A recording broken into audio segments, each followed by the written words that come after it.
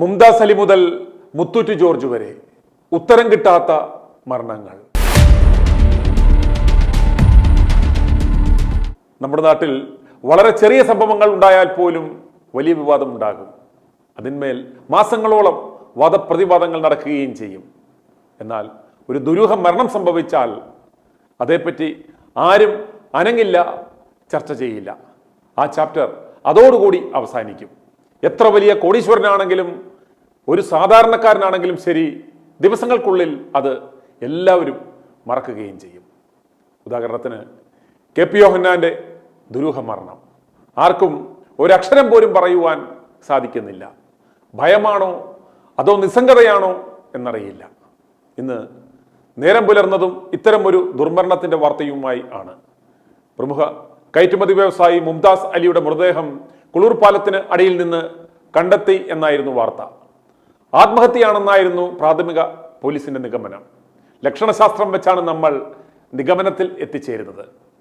നിഗമനത്തിൽ എത്തിക്കഴിഞ്ഞാൽ പിന്നെ ആ നിഗമനത്തിൽ നാം ഉറച്ചു നിൽക്കണം. അതാണ് നാട്ടുനടപ്പ്. ഒരു കാര്യം ശ്രദ്ധിച്ചിട്ടുണ്ടോ?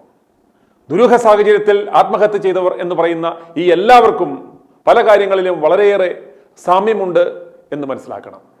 സാധാരണഗതിയിൽ ഒരു ബിസിനസ് മാഗ്നറ്റ് അപ്രതീക്ഷിതമായി മരണമടഞ്ഞാൽ ഒരു അങ്കലാപ്പ് അവരുടെ കുടുംബാംഗങ്ങളിൽ, അവരുടെ സ്ഥാപനങ്ങളിൽ ഉണ്ടാകേണ്ടതാണ്.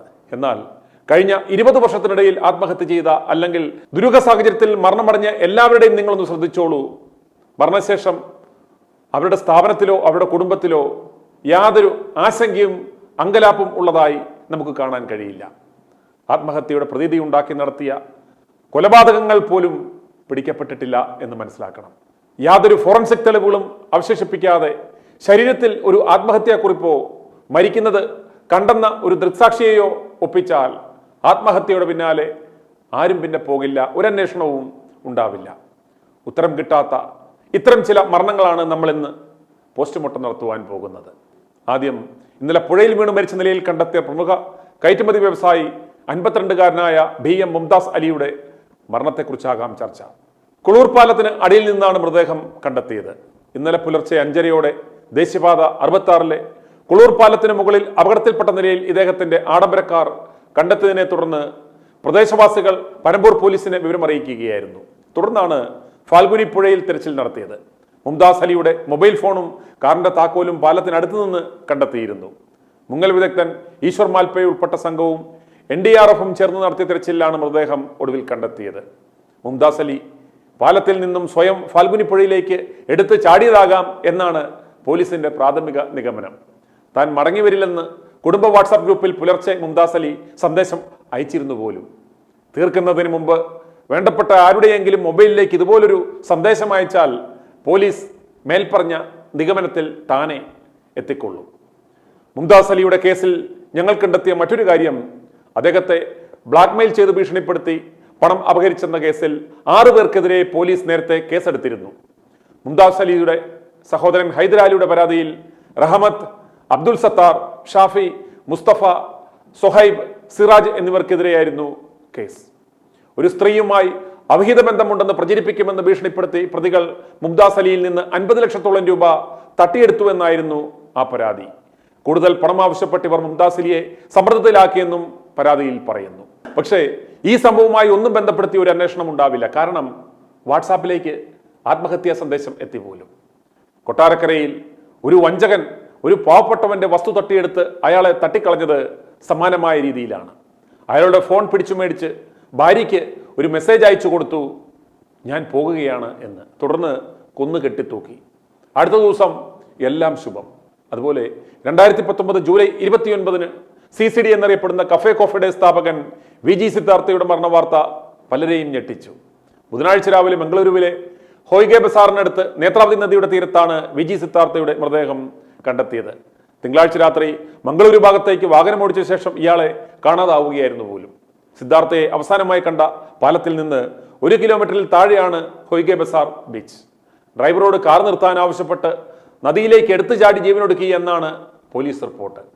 അങ്ങനെയല്ല എന്ന് പറയുവാൻ പരാതിക്കാർ ആരുമില്ലായിരുന്നു. എന്നാൽ അദ്ദേഹത്തെ കൊന്നതാണെന്ന് കോർപ്പറേറ്റ് ലോകത്തെ പരസ്യമായ ഒരു രഹസ്യമാണ്. അതുപോലെ മുത്തൂറ്റ് മുൻ ചെയർമാൻ MG ജോർജ് മുത്തൂറ്റിനെ മാർച്ച് 5 തീയതി 2021 അദ്ദേഹത്തിന്റെ 71-ാം വയസ്സിൽ ഡൽഹിയിലെ വസതിയുടെ 4-ാം നിലയിൽ നിന്ന് ചാടി മരിച്ച നിലയിൽ കണ്ടെത്തിയിരുന്നു. ഈ മരണത്തിലും പോലീസ് ആത്മഹത്യയെന്നോ കൊലപാതകമെന്നോ പറയുന്നില്ല. ആരുമൊട്ട് പരാതിപ്പെട്ടിട്ടും ഇല്ല. ചെയർമാൻ മരിച്ചിട്ടും ഇവരുടെ കുടുംബാംഗങ്ങൾക്കോ സ്ഥാപനത്തിനോ യാതൊരു ആശങ്കയും ഉണ്ടായിട്ടില്ല. അതുപോലെ ഏപ്രിൽ 29, 2020 പ്രവാസി വ്യവസായി കപ്പൽ ജോയി എന്ന ജോയി അറക്കൽ കെട്ടിടത്തിൽ നിന്ന് ചാടി ജീവനൊടുക്കിയതാണെന്നാണ് ദുബായ് പോലീസിന്റെ റിപ്പോർട്ട്.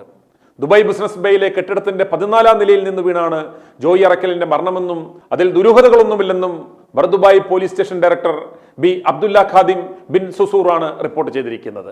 ഉച്ചയ്ക്ക് 12-ന് ജോയി തന്റെ ഓഫീസിൽ നിശ്ചയിച്ചിരുന്ന യോഗത്തിന് തൊട്ടുമുമ്പായിരുന്നത്രേ ആത്മഹത്യ. മാനന്തവാടി സ്വദേശിയായ ജോയി UAE ആസ്ഥാനമായ ഇന്നോവ ഗ്രൂപ്പ് ഓഫ് കമ്പനീസ് MDയും പ്രധാന ഓഹരി ഉടമയുമായിരുന്നു. 2 ലക്ഷം കോടി വിറ്റുവരവുള്ള കമ്പനി ഓഹരി വിപണിയിൽ പ്രവേശിക്കാനിരിക്കുകയായിരുന്നു. UAEയിൽ ബാങ്ക് അക്കൗണ്ട് മരവിപ്പിച്ച വ്യവസായിയുടെ പേര് മരണവുമായി ബന്ധപ്പെട്ട് പ്രചരിച്ചിരുന്നു എങ്കിലും യാതൊരു തരത്തിലുള്ള അന്വേഷണവും അന്നുണ്ടായില്ല. ചാടി ആത്മഹത്യ ചെയ്തു, അത്ര തന്നെ. അല്ല എന്ന് തെളിയിക്കണമെങ്കിൽ ഇനി ജോയി നേരിട്ട് വന്ന് പറയണം. പുതിയ എണ്ണ ശുദ്ധീകരണ കമ്പനി നിർമ്മാണത്തിന്റെ അവസാന ഘട്ടത്തിലായിരുന്നു ജോയി. ഗൾഫ് മേഖലയിലെ ഏറ്റവും വലിയ എണ്ണ ടാങ്കർ ശുദ്ധീകരണ സ്റ്റേഷനും അദ്ദേഹത്തിൻ്റെതായിരുന്നു. മറ്റ് ഗൾഫ് രാജ്യങ്ങളിലും ആഫ്രിക്കയിലും ഇന്ത്യയിലും കമ്പനികൾ ഉണ്ടായിരുന്നു. പക്ഷേ പെട്ടെന്നെന്തോ ആത്മഹത്യ ചെയ്യാൻ തോന്നി. അതുപോലെ എൻസൈക്ലോപീഡിയ ബ്രിട്ടാനിക്കയുടെ ദക്ഷിണേഷ്യൻ ചീഫ് ഓപ്പറേറ്റിംഗ് ഓഫീസർ 47-കാരനായ വിനീത് വിഗിന്റെ ദുരൂഹമരണവും ആത്മഹത്യയാണെന്നാണ് 2016 പുറത്തു വന്ന റിപ്പോർട്ട് പറയുന്നത്. ഗുരുഗ്രാമിലെ സൈബർ സിറ്റിയിലെ ബെൽവെഡേര പാർക്കിന്റെ 19-ാം നിലയിൽ നിന്നാണ് ഇദ്ദേഹം ചാടിയതെന്നാണ് റിപ്പോർട്ട്. മടുത്തതിനാൽ ജീവിതം അവസാനിപ്പിക്കുകയാണെന്ന ആത്മഹത്യാക്കുറിപ്പ് ഇയാളുടെ പോക്കറ്റിൽ നിന്ന് പോലീസ് കണ്ടെടുത്തു. ഭാര്യയ്ക്കും 2 ആൺമക്കൾക്കും 1 മകൾക്കും പിതാവിനുമൊപ്പം ബെൽവഡേര പാർക്കിലായിരുന്നു അദ്ദേഹം താമസിച്ചിരുന്നത്. അതുപോലെ ലെഷർ ട്രാവൽ കമ്പനിയായ രാജ് ട്രാവൽ വേൾഡിന്റെ സ്ഥാപകനായ ലളിത് ഷേത്ത് 2012 ഓഗസ്റ്റിൽ ബാന്ദ്ര വർലി സീലിംഗിൽ ചാടി ആത്മഹത്യ ചെയ്തു എന്നാണ് റിപ്പോർട്ട്. ഒരു കാലത്ത് ഇന്ത്യയിലെ മുൻനിര ട്രാവൽ ആൻഡ് ടൂർ സംഘാടകനായിരുന്നു രാജ് ട്രാവൽസ് വേൾഡ്. ഇന്ത്യയിലുടനീളം 79 ഓഫീസുകളുള്ള ഈ സ്ഥാപനത്തിൽ 500-ലധികം പേർ ജോലി ചെയ്തിരുന്നു. ജീവിതം അവസാനിപ്പിക്കാനുണ്ടായ കാരണം ഇന്നും അജ്ഞാതം. അംഗത് പോൾ, ഇന്ത്യയിൽ ജനിച്ച ബ്രിട്ടൻ ആസ്ഥാനമായുള്ള കോടീശ്വരനായ വ്യവസായി സ്വരാജ് പോളിന്റെ മകൻ അംഗത് പോൾ 2016 8 നില കെട്ടിടമായ ലണ്ടൻ പെൻ ഹൗസിൽ നിന്ന് ചാടി മരിച്ചു.